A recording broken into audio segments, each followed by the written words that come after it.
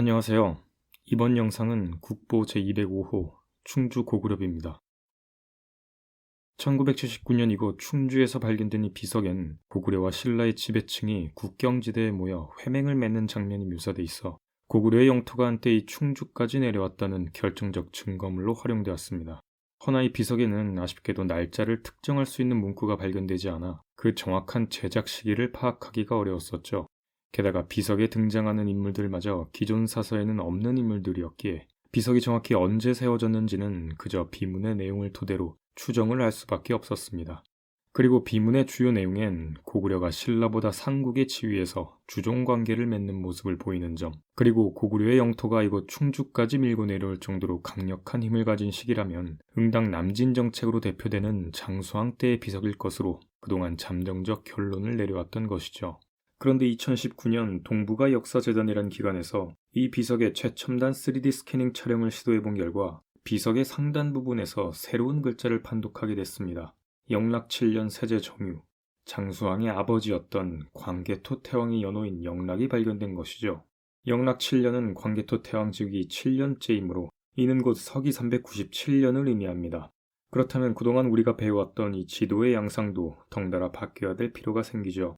현 반도사관에 따르면 광개토 태왕 당시에는 아직 백제가 한강 이남 지역은 확보를 하고 있었기에 이런 식으로, 그리고 신라와의 경계선은 신라본기 뇌물이사금조 397년 7월자 기사, 즉 충주고구려비의 영락 7년과 거의 똑같은 시기의 기사를 보면 하슬라란 곳에 흉년이 들어 신라가 죄수를 사면해주고 세금까지 면제했다는 기록이 있습니다. 즉 397년 당시 하슬라란 곳은 신라의 영토였다는 것인데 이 하슬라는 기성학계의 주장에 따르면 강릉입니다. 이에 맞춰 최종적인 당시의 영토를 그려보면 대략 이와 같게 되겠죠. 그런데 이 영락이란 연호를 발견한 3D 스캐닝의 결과를 기성학계에서 정식으로 인정한 것은 아닙니다. 정확히 말하면 어떤 글자가 있었다는 것엔 동의하나 그것이 광개토 영락 문구라는 것은 동의하지 않고 있는 것이죠. 애초에 비석에서 그동안 판독되지 못했던 부분들의 마모 정도가 매우 심했기 때문에 아무리 과학적 장비를 동원한 판독이었다 하더라도 그 불확실성은 여전히 존재했기 때문입니다. 따라서 비석의 조성년대에 대한 현재까지의 상황은 기존 장수왕 학설을 유지하되 그 아버지 때인 광개토까지도 가능성이 있다 정도가 될 것입니다. 지금까지 저는 이 충주 고구려비가 기성 반도사관에서 가지는 의미를 새로 발견된 영락 문구와 더불어 소개해봤습니다. 그리고 지금부턴 제 개인의 관점에서 충주 고구려비를 분석한 내용을 소개하고자 합니다. 분석의 첫 번째 과정은 응당 충주 고구려비의 전문에 정확히 무슨 내용이 적혀져 있는지를 파악해봐야겠죠. 이것에 있어 제가 참고한 사이트는 한국사 데이터베이스, 여기엔 3D 스캐닝을 담당했던 동북아 역사재단과 한국고대사학회가 공동으로 판독한 내용이 반영돼 있었기에 현재로서 가장 정확한 판독문이라 여겼습니다. 참고로 앞서 언급했던 광개토 영락 문구는 이 공동 판독문에선 인정되지 않았기에 제외됐습니다.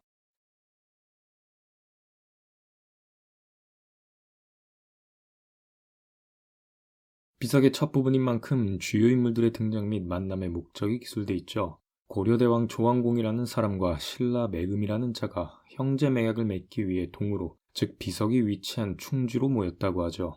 먼저 이 신라 매금이란 것은 신라 마립간, 즉 신라의 왕을 뜻합니다. 이 매금이란 단어는 이미 중국 지린에 있는 광개토 태양릉비에서도 확인되어 신라의 왕을 뜻하는 글자로 확인됐죠.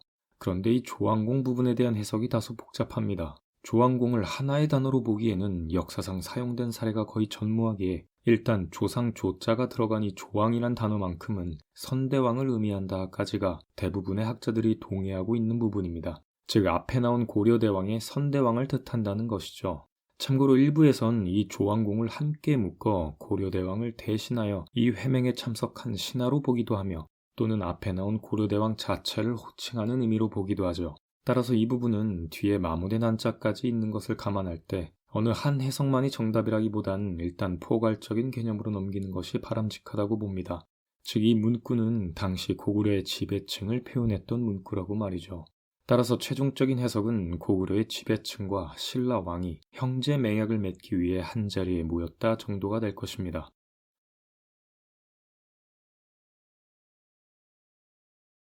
매금기, 태자공, 전부 소속의 대사자 다우한노, 그리고 주부 귀덕이란 인물들이 괴형이란 곳에 이르렀다. 참고로 한자로만 나타낸 부분은 현재 해석이 되지 않고 있는 부분입니다.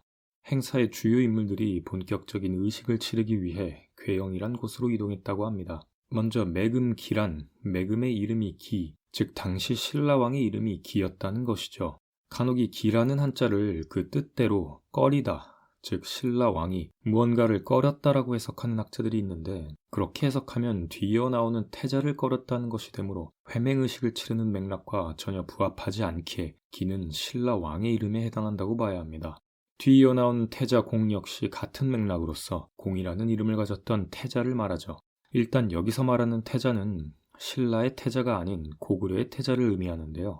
왜냐면 뒤이어 나올 문장들에선 계속 이 태자 공이 중심이 되어 행사를 주관하는 모습이 보이며 결정적으로 신라 왕에게 여러 물품들을 하사하는 행위를 하기 때문에 응당 신라 왕에 대응하여 고구려 사절의 대표로 참석한 고구려 태자로 봐야 한다는 것입니다. 그런데 여기서 문제점은 역사상 이름이 기였던 신라 왕과 이름이 공이었던 고구려 태자는 존재하지 않았다는 것인데요.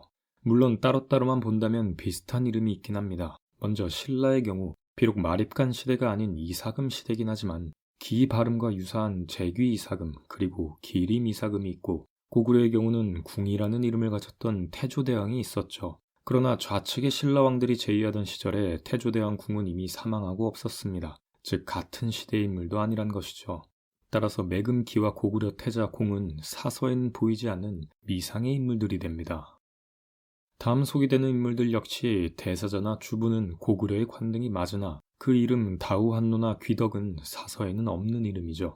다만 이 고구려 관리들의 이름은 애초에 사서마다 일일이 전하기는 어려울 것이므로 이전 신라왕과 태자의 상황들과는 구별돼야 하겠습니다. 다음은 대태자 공이, 여기선 앞에 대자가 추가됐네요. 전상을 향해 말하고 이때 태곽추라는 미상의 물건을 하사했다고 합니다. 교를 내려 동이매금, 신라 왕을 이번엔 동이, 즉 동쪽에 오랑캐라 하여 하대하고 있는 모습이 보이죠. 동이매금의 의복을 건립하는 곳에서 사용한 음식을 하사하였고, 그런데 어째 전체적인 문장의 해석이 조금 부자연스럽죠. 보통 건립하다는 말은 건물 등에 쓰는 말인데 여기선 의복을 건립했다라 하고 또 거기서 사용한 음식을 하사했다고 합니다. 사실 이 부분은 그동안 학자들이 해석을 못해왔던 부분인데 이번 한국사 데이터베이스의 자료에선 다소 무리하게 해석을 진행한 결과로 이해할 수 있겠습니다.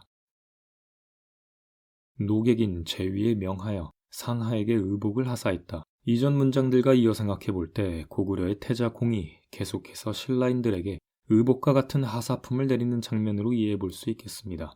동이매금의 교를 내려 돌아가게 했다. 정황상 신라 궁궐로 다시 돌아간 걸로 보이나 목적지가 나와 있지 않아 정확하진 않습니다. 또한 학자들마다 이 부분을 다르게 해석하기도 하는데요. 돌아간 게 아니라 돌아왔다라고도 해석하죠. 즉 앞서 한번 확인했던 해석의 불안정성이 다시 보이고 있는데 이것은 학자들의 한문 실력에 문제가 있는 것이 아니라 애초에 단어들 자체가 일반적인 정통 한문체가 아니기 때문입니다. 여기서도 돌아갔다라고 해석된 한자를 살펴보면 활례라는 단어는 일단 돌아오다라는 뜻이 있으나 앞에 답자가 추가된 상황에선 정확히 신라왕이 받은 명령이 무엇인지가 불분명해지죠.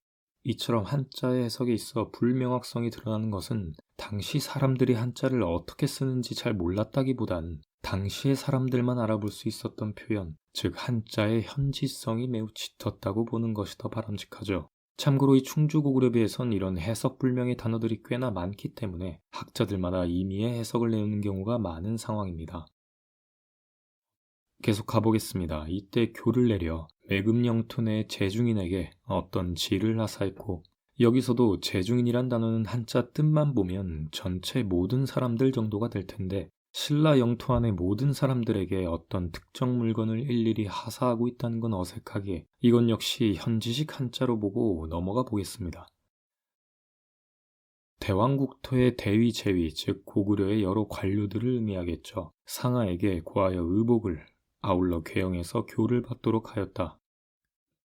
12월 23일 갑인에, 자 여기서부터는 시점이 바뀌죠. 비문의 첫 시작은 5월로 시작했었으니 지금부터는 위의 행사가 있은 후 7개월 후에 얘기를 하기 시작하는 것입니다. 동이매금의 상하가 우벌성에 이르렀다. 참고로 이 우벌성이란 곳은 충주 고구려비에서만 전하는 성입니다. 고구려 관리들에 명하여 국경에서 300명을 모집하게 하고 신라톤의 당주. 여기서 당주란 군 지휘관을 말하며 신라나 고구려 모두 사용했던 직책입니다. 따라서 신라톤의 당주란 신라 영토 안의 군 지휘관을 말하죠. 그런데 그 뒤에 붙는 말이 하부 소속의 발휘사자, 즉 고구려 관등을 가진 본우라는 인물이 명시됩니다. 이와 같이 직책 다음에 관등과 이름이 나오는 구조에선 일반적으로 그 직책을 가졌던 인물, 즉 신라 영토 안의 군 지휘관을 고구려 사람이 맡고 있었다는 것입니다. 앞서 살펴봤던 고구려 태자의 하사의식과 이번 신라톤의 당주라는 표현으로부터 결국 이 당시의 신라는 고구려의 종속된 관계였음을 알 수 있게 되죠. 그런데 여기서 계로라는 인물명이 등장하는데요. 간혹 이걸 백제 계로왕이라고 하는 학자들도 있습니다. 일단 계로가 왕이었을 당시는 고구려와의 관계가 파탄나 있던 상태였으므로 그나마 가능성이 있는 시기는 계로가 왕자였던 시절이 되겠지만 문맥상 고구려와 신라의 회맹에서 갑자기 백제의 왕자가 나와서 함께 사람들을 모집하고 다닌다는 것은 어색하기에 다수의 학자들 역시 여기서의 계로는 그저 이름이 같았던 고구려나 신라인으로 보고 있는 것이죠. 참고로 로자는 계로왕의 로자와도 다릅니다. 신라톤의 중인이 먼저 움직여 빼앗은, 무엇을 뺏었는지는 글자가 마모되어 알 수 없습니다. 분위기 좋은 회맹의 자리에서 갑자기 무언가를 뺏었다고 하니 흐름이 조금 이상해지죠. 따라서 이것을 앞서 5월에는 분위기가 좋았다가 지금의 12월에 와서는 갑자기 신라와 적대 관계가 된 것으로도 볼 수 있겠지만 관계가 틀어져 버린 그 과정 설명이 전혀 나와 있지 않고 또한 이 빼앗을 탈자를 제외한 그 나머지 부분들에선 신라를 적대적으로 묘사한 부분이 보이지 않았습니다. 결정적으로 빼앗을 탈 뒤의 글자가 현재 판독되지 않고 있으므로 무언가를 속단하기보단 일단 12월에 우벌성이란 곳에서 고구려와 신라가 다시 조우했다 정도로 마무리하는 것이 좋을 듯합니다. 여기까지가 이 비석 앞면부의 전체 내용이며 나머지 부분 중 유일하게 판독 가능한 부분인 좌측면 부분을 마지막으로 더 살펴보겠습니다. 고추관은 고구려의 고위 왕족들에게 붙이는 호칭입니다. 공이란 이름이 이전 태자의 이름과도 같기에 태자공과 같은 인물로 보기도 하고 다른 인물로 보기도 합니다. 고구려의 군대가 우벌성에 왔다고 하지만 이 역시 신라를 치기 위해서 온 건지 아니면 신라와 협력을 하러 온 건지가 불분명하죠. 마지막 문장인 고모르성의 관리, 하부 소속의 대영 누구. 여기까지가 충주 고구려비에서 판독 가능한 전체 내용이었습니다. 이를 요약해보면 5월에 고구려와 신라가 형제 맹약을 맺기 위해 충주로 왔고 고구려 태자가 신라 왕을 위시한 여러 관리들에게 하사품을 내립니다. 12월 고구려와 신라가 다시 우벌성이란 곳에 모여 사람들을 모집하기 시작합니다. 다음 2부에선 판독된 내용들을 바탕으로 제가 생각하는 충주 고구려비의 정체에 대한 얘기를 해보려 합니다. 이상 영상 마치겠습니다. 시청해주셔서 감사합니다.